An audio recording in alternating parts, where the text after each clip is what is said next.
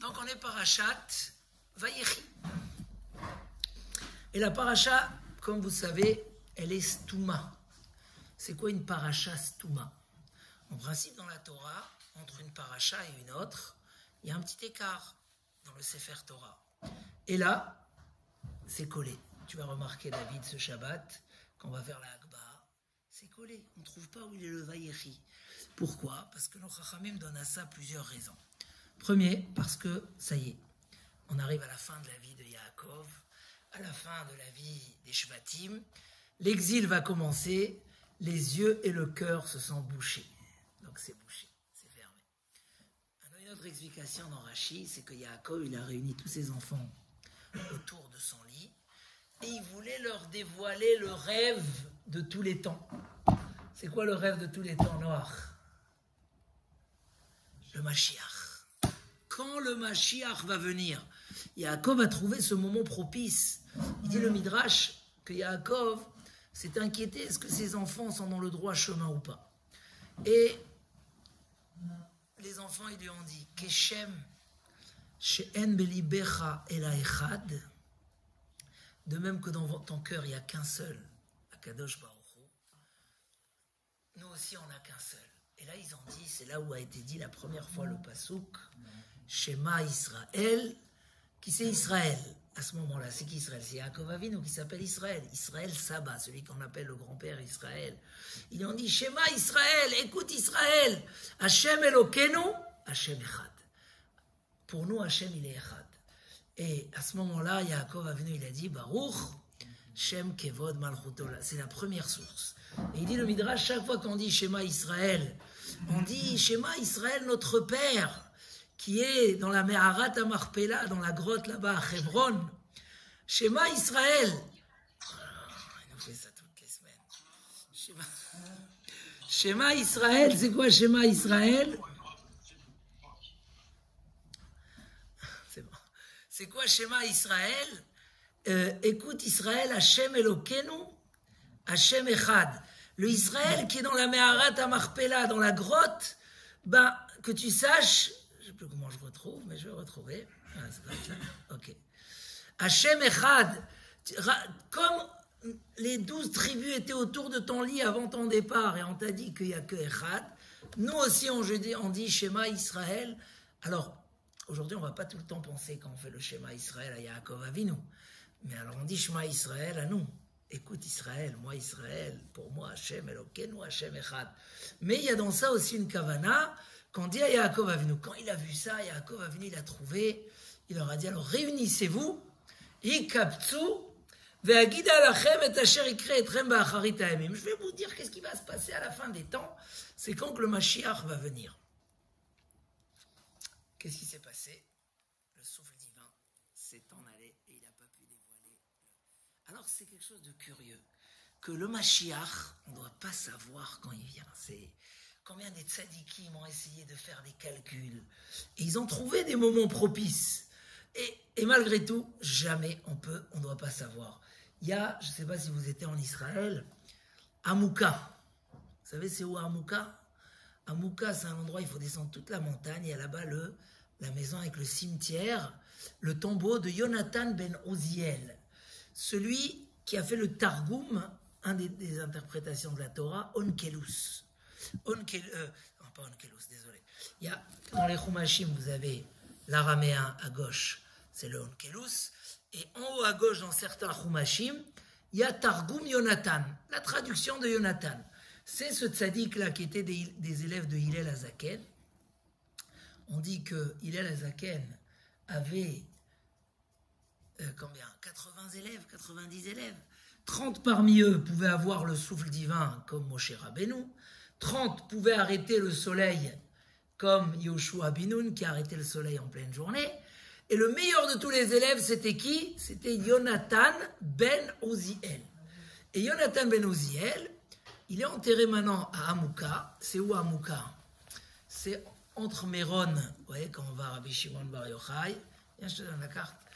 Vous voyez Rabbi Shimon Bar Yochai à Méron.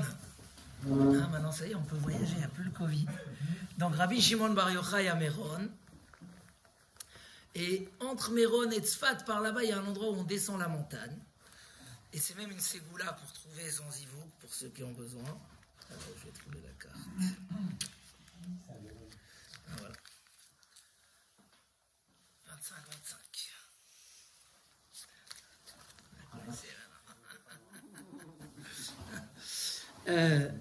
Ils ont failli me mettre 24. Donc, 26. Donc, il y a là-bas, c'est un très bel endroit à aller voir quand on fait la tournée des tombeaux des tzadikim en Eretz Israël. Yonatan ben Uziel. Et Yonatan ben Uziel, il a interprété la Torah. Et quand il est arrivé à traduire le livre de Daniel, où là-bas s'est caché l'histoire, le temps du Mashiach, dans le livre de Daniel, la terre d'Israël a tremblé. Il y a eu un tremblement de terre. Et ils lui ont dit, si tu dévoiles, le monde, il se détruit.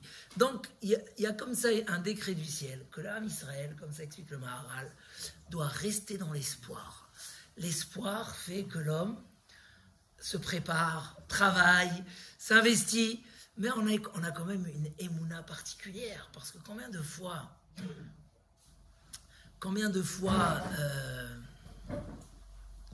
faudra commander pour vous aussi.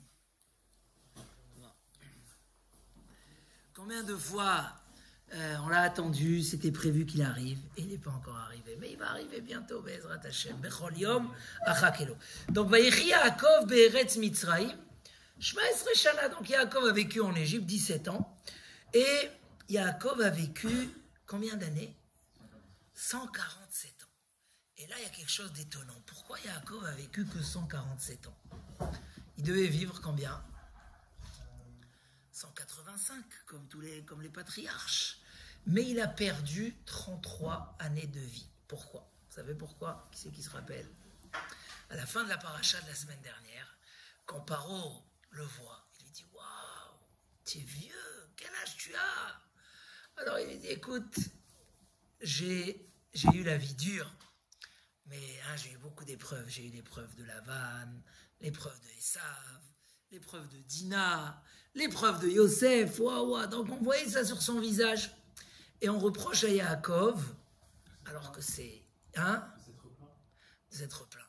Yaakov, c'était l'homme parfait. Il est arrivé au niveau de Adam avant la faute. Il a purifié complètement. Il est arrivé, c'est devenu un ange, Yaakov Avinu. Et même toute sa famille.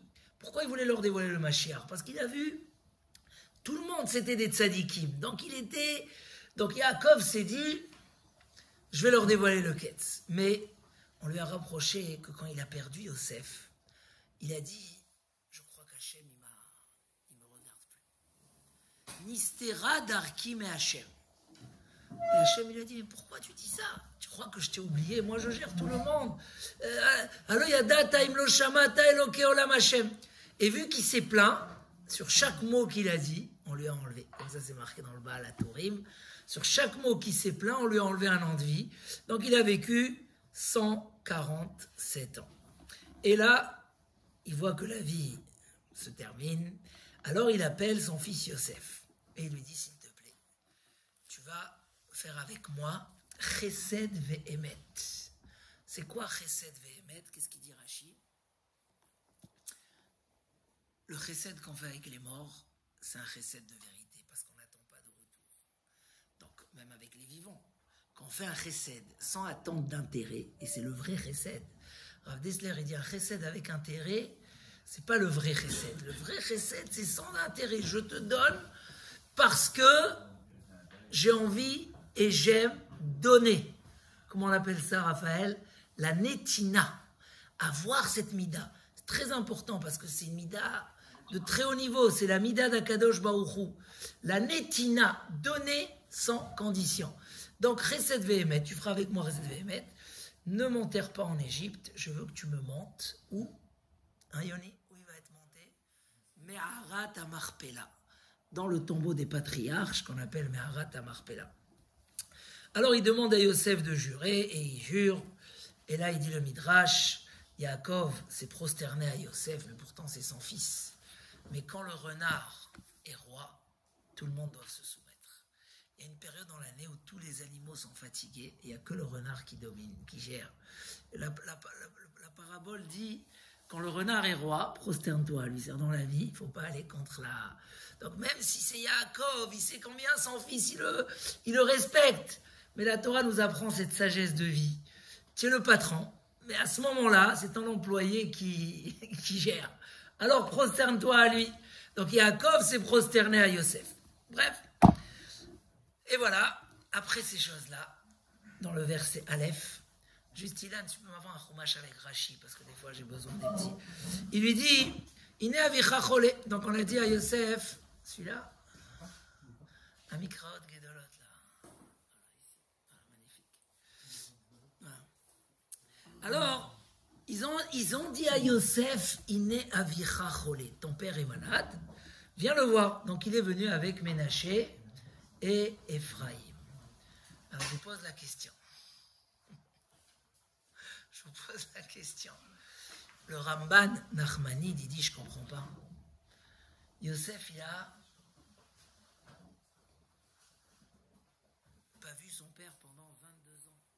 Pourquoi il n'est pas à côté de son père? Pourquoi on a besoin de lui dire, voici que ton père, il est malade? Hein? Il dit le Ramban, un chidouche, que rien que pour ça, ça valait la peine de venir au cours ce soir. Il dit, Yosef n'était pas tout le temps devant son père. Il évitait des fois son père. Pourquoi? Il ne voulait pas que son père lui dise comment tu es arrivé en Égypte. Et qu'à cause de ça, il risque de maudire ses frères. Et ça, c'est la force. Sinon, c'est pas grave. Celui que tu voulais m'amener, c'était bien Chumash Rashi. Il dit le Ramban, un chidouche atzum.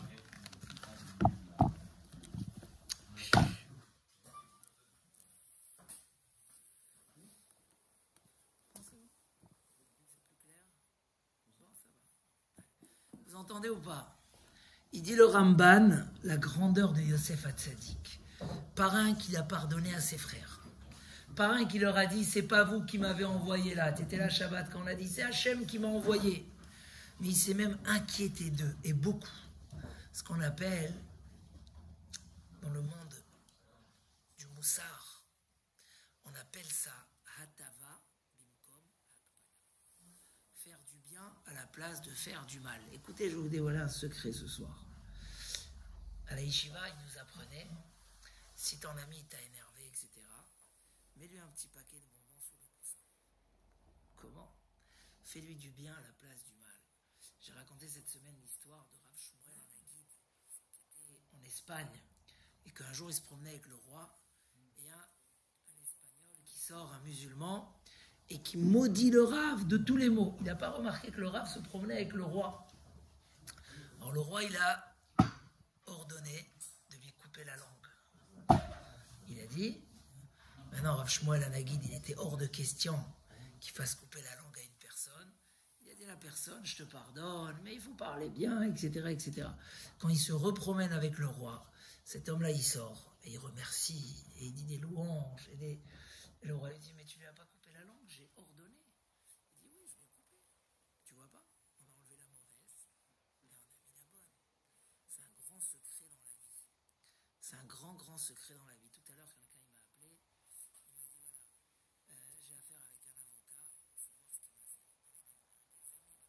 Tous les temps, il faut voir, je te montre le mail qu'il m'a fait, je peux l'attaquer, je peux lui faire des problèmes, je peux lui faire. Je dis, écoute, tu vas te faire beaucoup de mauvais sang, ça vaut pas la peine. Le temps de travail que tu vas perdre pour te disputer avec ton meilleur ami, ça va te perdre. Tu vas pas gagner de l'argent, tu vas beaucoup plus perdre que laisse tomber. Dis-lui, on arrête à l'amiable et c'est pas grave, etc.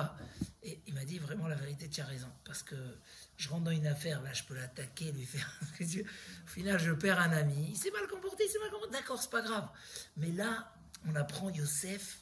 Il n'était pas chez son père. Pourquoi il n'était pas chez son père? Parce qu'il ne voulait pas que ça discute trop et que ça aille à dire qui c'est qui t'a vendu et il va maudire les femmes. Extraordinaire. Mais Kitour, je continue. Alors Yosef, il arrive avec Ménaché et avec Ephraïm. Et là, il dit à Yosef comme ça dans le verset 4, Akadosh Baruch Hu m'a promis que j'aurai encore 2 enfants. Hein? Et donc, puisque tu as cette bracha-là, d'être le premier-né, parce qu'on a le premier-né de Léa et le premier Rachel. Le premier-né de Léa, c'est Réhouven. Le premier-né de Rachel, c'est Yosef. Mais pour l'instant, il n'a pas encore enlevé la Bechora de Réhouven. On verra dans la suite qu'il va enlever le droit d'aînesse. Non, déjà, à Réhouven, il va lui enlever le droit d'aînesse. Mais pour l'instant, déjà, il donne à Yosef la possibilité d'avoir 2 tribus, puisque Hachem lui a promis. Et quand il m'a promis, j'ai eu Binyamin, mais je n'ai pas eu quelqu'un d'autre. Donc c'est qui? Ça va être tes 2 enfants. Et là, il va considérer Ménaché et Éphraïm comme 2 des tribus. Donc souvent dans la Torah, on va enlever Yosef, on va enlever Lévi, et qui on va mettre à la place dans les 12 tribus? Ménaché et Éphraïm, les 2 enfants de Yosef. C'est ce qu'il lui dit dans le Passouk. Éphraïm ou Ménaché, Kir Uven ve Shimon Yuli. Ils seront comme Reuven et Shimon. Quand on enlève Yosef, Yosef il passe à un intermédiaire entre les patriarches et les 12 tribus. Parce qu'on a les Havot et on a les Shvatim. D'accord? Donc les Havot, c'est